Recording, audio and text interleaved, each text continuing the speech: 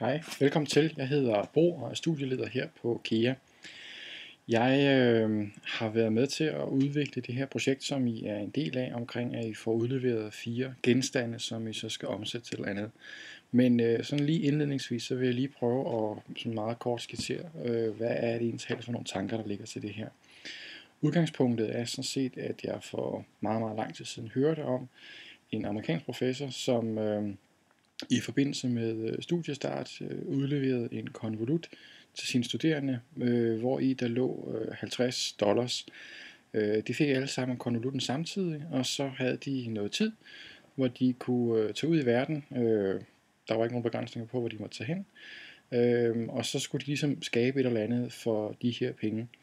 Udgangspunktet var så, at når de åbnede konvolutten og tog pengene ud, så havde de 24 timer til at afslutte projektet og komme hjem med gevinsten efterfølgende.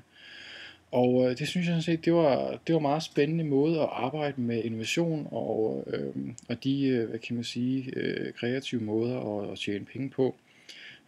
Så det tænkte vi, kan vi ikke også lave noget i den dur her på KEA? Og vi satte os sådan ned og sige, hvordan gør vi det så i forhold til, at vi er et erhvervsakademi, som har praksisrettet uddannelse. Der er ligesom knyttet op på en faglighed, uanset om man er e-designer, VVS-installatør eller smykkedesigner, eller hvad det nu er.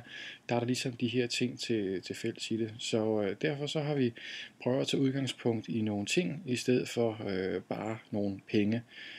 Udgangspunktet er at vise, at man relativt hurtigt kan skabe meget ved hjælp af alene værdier, og det ikke altid er ensbetydende med, at man skal have et stort kapitalapparat og skal have en masse tid, men at man faktisk kan være innovativ og skabe nogle fede ting på kort tid.